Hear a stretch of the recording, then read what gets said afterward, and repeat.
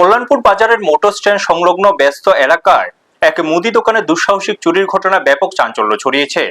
ব্যবসায়ী শঙ্কর দেব জানান, গতকাল রাতে দোকান বন্ধ করে বাড়ি ফেরার পর আজ সকালে দোকান খুলতে তিনি চুরির বিষয়টি দেখতে পান। চোরের দলটি দোকানে টিন কেটে ভেতরে ঢুকে টাকা পয়সা সহ প্রচুর মালামাল হাতিয়ে নিয়ে গেছে। ঘটনা জানতে পেরে কল্যাণপুর থানার পুলিশ দ্রুত ঘটনাস্থলে পৌঁছে তদন্ত শুরু করেছে। পুলিশের পক্ষ থেকে জানানো হয়েছে, রাতে নিয়মিত টহলদারি থাকা সত্ত্বেও কোনো এক ফাঁকে এই ঘটনা ঘটেছে। খুব শীঘ্রই চোরদের চিহ্নিত করা সম্ভব হবে। অন্যদিকে বাজারের নিরাপত্তার জন্য ব্লক প্রশাসনের পক্ষ থেকে একাধিক সিসি ক্যামেরা বসানো হলেও সেগুলো কোনো কাজে আসছে না বলে জানা গেছে।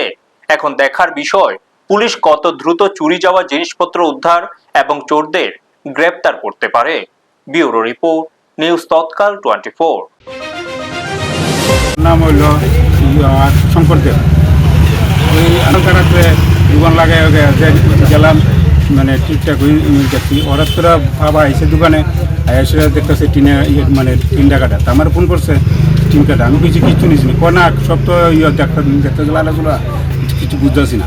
আমি ওখানে আইলাম, সেটা দেখতেছি ইনভার্টার নাই, তারপরে ফ্ল্যাগ আছে, ফ্ল্যাগের বান্ডি নাই, সব ফ্লে আছে। আর কিছু মানে কুচাটিয়া বাসকের মধ্যে আমরা থুয়ে যাই, এটা অবশ্য হতো না। আমাদের কাছে সকালবেলা একটা খবর আছে, কল্যাণপুর বাজারে একটা দোকানে চুরি সংঘটিত হয়েছে।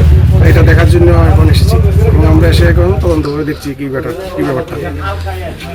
কোনো বলার কিছু নেই, এখন দেখতে হবে কি ইনভার্টার ছিল না ছিল না কোথায় ছিল, এগুলো দেখছি যত্ন করে, এগুলো দেখার পরে বলা যাবে।